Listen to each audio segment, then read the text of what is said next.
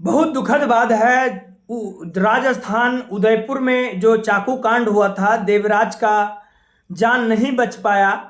आखिर चाकू जोर से लगा था। आप लोग से अपील हम कर रहे हैं कि आप लोग शांति बनाकर रखें। पुलिस प्रशासन उस पर कार्रवाई करेगी। आप लोग कृपया कर शांति बनाकर रखें। आखिर उदयपुर चाकू कांड क्यों हुआ था? आखिर देवराज का गलती क्या था? आखिर चाकू क्यों मारा गया?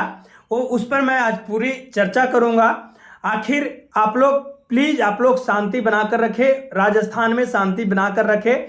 सरकार उस पर कड़ी से कड़ी कार्रवाई करेगी। प्रशासन उस पर कड़ी से कड़ी कार्रवाई करेगी। आखिर इतना बवाल क्यों हुआ 16 अगस्त को, इस पर मैं पूरी चर्चा करने जा रहा हूं।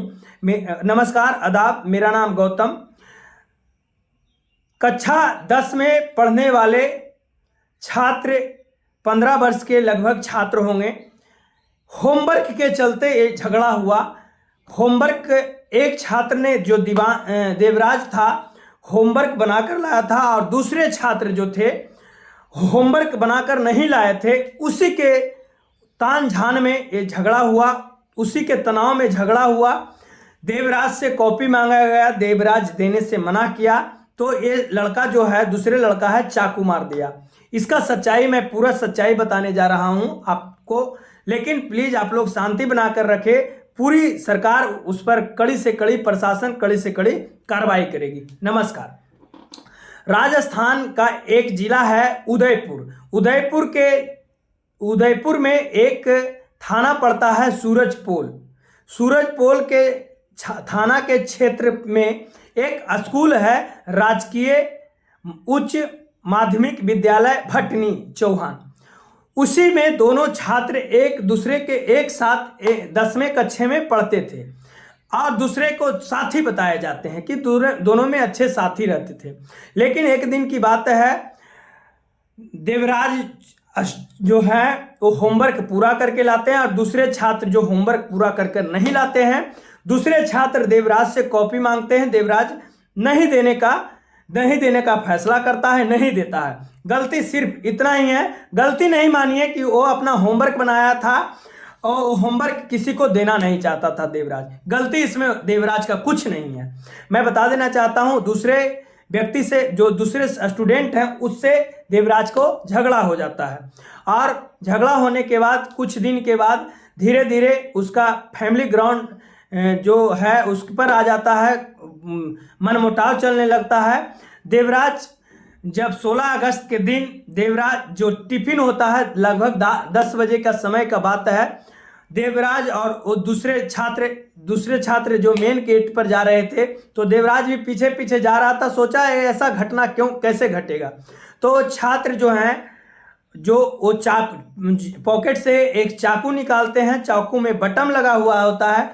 बटन जब दाबते हैं तो चाकू निकलता है और देवराज के जांघ में चाकू मार देते हैं। चाकू लगने पर जोर से चाकू मारते हैं।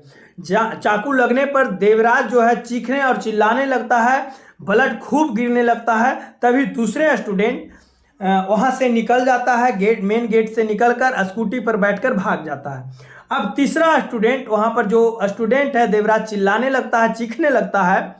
तभी ने तीसरा स्टूडेंट आकर देखा कि ब्लड ज़्यादा बह रहा है, चोट लगा हुआ है। तभी प्रिंसिपल के पास जाता है और कहते हैं कि सर, गुरुजी जल्दी चलिए, देवराज को चोट लग गया है, देवराज को घायल हो गया, ब्लड बहुत तेजी से बह रहा है। प्रिंसिपल आओ ना ताओ देखते हैं, देवराज के पास आते हैं और देखते हैं कि देवराज को ब्लड बह रहा है। प्रिंसिपल हिम्मत जुटाते हुए अपने स्कूटी से एक पीछे बैठाकर देवराज को हॉस्पिटल ले जाते हैं। हॉस्पिटल का जो नाम होता है एमबी हॉस्पिटल ले जाते हैं और वहाँ पर जो भीड़ था, मार्केट में स्कूल था, वहाँ पर सीटी बजाते हुए चिल्लाते हुए एमबी हॉस्पिटल जाते हैं और प्रिंसिपल वहाँ के डॉक्टर से कहते हैं कि जल्दी से जल्दी इसका ट्रीटमेंट किया जाए। तो हॉस्पिटल के जो डॉक्टर होते हैं वो प्रिंसिपल से पूछने की कोशिश करते हैं आखिर हुआ तो हुआ क्या। तो जो जितना भी जानते थे, जो प्रिंसिपल का मालूम था, वो डॉक्टर को बताते हैं कि ऐसा ऐसा बात है। और वहाँ से एमबी हॉस्पिटल से जो देवराज के माता हैं उनको कॉल किया जाता है माँ बहुत परेशान हो जाती है और चाचा और चाची को भी कॉल किया जाता है, ताऊ और ताई को भी कॉल किया जाता है।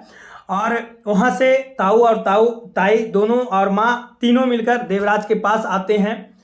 और इधर बवाल पूरा फैल गया था कि एक समुदाय, विशेष समुदाय के लोग ने एक समुदाय को चाकू मारकर घायल कर दिया है, घायल कर दिया। अब तो देवराज उनका जान भी चला गया है, मानिए हत्या कर दिया।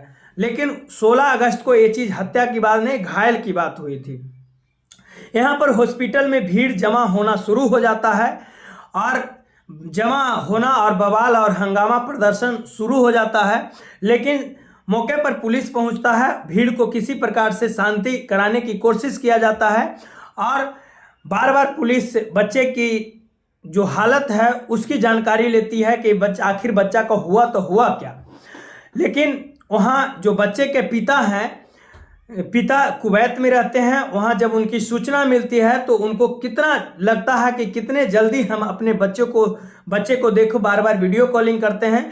और जो पिताजी हैं वो देवराज के पिताजी हैं वो एयरपोर्ट पर चक्कर लगाना शुरू कर देते हैं कि कितना जल्दी इंडिया के लिए एरोप्लेन आए, हम उस पर बैठे और अपने बेटे से मुलाकात करें। और इधर बवाल बढ़ना शुरू हो जाता है।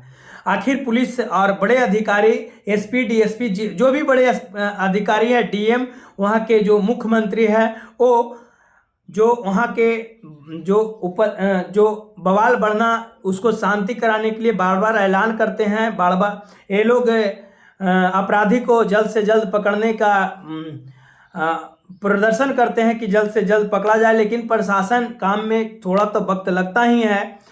लेकिन जो यहाँ का जो घंटा घर है, यहाँ का मेन मार्केट है, वहाँ पर 4:30 बजे के बीच में शटर बंद, दुकान बंद कराने का बात करने लगते हैं। जो भीड़ होते हैं, एक समुदाय दूसरे समुदाय का जब बात होती है तो वहाँ के जो भीड़ होते हैं, जो प्रदर्शन करने वाले होते हैं, 4:30 बजे के लगभग में दुकान बंद कराना शुरू कर देते हैं।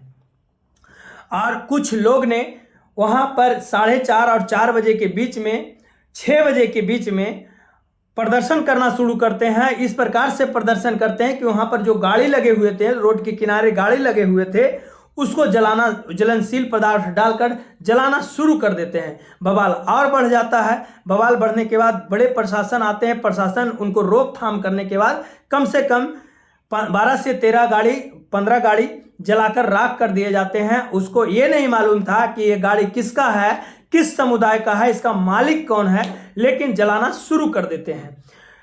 बात बीतता है 17 अगस्त की। सभी लोग डोजर की मांग कर रहे थे कि अपराधी का घर डोजर चलना चाहिए, जल्द से जल्द उसको कार्रवाई होना चाहिए। वहाँ के जो नगर निगम है, नगर पालिका है, वो उसके घर पर डोजर चलाने की जो कार्रवाई होती है वो करना शुरू कर देते हैं। वन विभाग के लोग होते हैं, वो भी देखना चाहते हैं कि उसको चलाएं तो चलाए, डोजर कहाँ पर, बुलडोजर कहाँ पर चले। तो पता चलता है कि उसके घर पर डोजर चलाने के लिए नोटिस सटा गया। उसके घर पर जब नोटिस सटाया तो कहा जाता है कि आप अपने घर को खाली कर दीजिए, यहाँ पर अब इसको घर को, ये अवैध रूप में बना हुआ है, इसको घर को ध्वस्त किया जाएगा। 17 अगस्त को उसका घर पर डोजर चला जाता है। और डोजर चलने के बाद ये दोनों बच्चे को और बच्चे को पिता को, दूसरे बच्चे को पिता को पकड़ लिया जाता है, अरेस्ट कर लिया जाता है। अरेस्ट करने के बाद उससे पूछताछ होती है, उसको पूछा जाता है कि आखिर ये बवाल हुआ तो हुआ क्यों। तो वो बच्चा भी बताता है कि ये बवाल होमवर्क के चलते होते हैं। बताइए, एक छोटी सी बात के चलते कम से कम 20 करोड़, बताया जाता है वो शहर जहाँ पर झीलों का शहर कहा जाता है, वहाँ पर जो घूमने वाले पर्यटन घूमने के लिए आते हैं, और यहाँ जो घूमने के लिए आए हुए थे वो कितना जल्दी सोच रहे थे यहाँ से चले जाएं, क्योंकि बवाल ज़्यादा हो गया था। और जो लोग आने के लिए सोच रहे थे वो अपना ट्रिप कैंसिल करा दिया जाता है। बताया जाता है रक्षाबंधन के दिन है, सैटरडे और संडे को मार्केट में बहुत ज़्यादा भीड़ रहता है, खरीदारी अच्छी होती है। कम से कम 20 करोड़ की हर दिन ट्रांजैक्शन होता है। 20 करोड़ का नुकसान एक दिन। 2 छोटे बच्चे जो 15 वर्ष के हैं, वो 2 छोटे बच्चे के चलते 20 करोड़ का नुकसान हो गया। आखिर देवराज का जान भी नहीं बचा। बहुत कोशिश करने के बाद, बहुत दुखद बात है, देवराज की जान नहीं बचा। और बताया जाता है जो जेसीबी से घर गिराया गया था, आखिर ये दोनों जो अपराधी हैं उनका घर था ही नहीं, दूसरे का घर था। आखिर जिनका जो अपराधी थे उनका घर नहीं गिरा, उनका संबंधी के घर में ये सब परिवार रहते थे, वो संबंधी का घर गिरा दिया गया। जैसे उत्तर प्रदेश में डोजर का प्रावधान है, उसी प्रकार से राजस्थान में भी डोजर से घर गिराया गया। उधर कोलकाता का अभी मैटर शांत नहीं हुआ था। ट्रेनी डॉक्टर के साथ जो हत्या हुआ था, रेप हुआ था, उसका शांत नहीं हुआ था। उसका जानने की कोशिश किया जा रहा था कि अपराधी को कब तक फांसी पड़ेगा, कब तक क्या होगा। और इधर फिर एक बवाल राजस्थान के उदयपुर में हो गया। सभी लोग जानने का कोशिश कर रहे थे कि चाकू हत्याकांड में उस बच्चे के साथ क्या हुआ, क्या नहीं हुआ। लेकिन कल का जो रिपोर्ट आया है, कल का जो मुताबिक पता चल रहा है कि वो बच्चे देवराज का मृत्यु हो गया है, देवराज की जान नहीं बच पाया है। लेकिन आप लोग कृपया शांति बनाकर रखें। ये पुलिस की बात है, ये पुलिस की काम है। पुलिस जल्द से जल्द वो कोशिश करेगी कि जल्द से जल्द कड़ी से कड़ी कार्रवाई किया जाए। माता पिता को मैं हाथ जोड़कर उनका माता पिता को कहना चाहता हूं कि आप हिम्मत रखिए, हौसला रखिए। भगवान उस देवराज की आत्मा को शांति दे।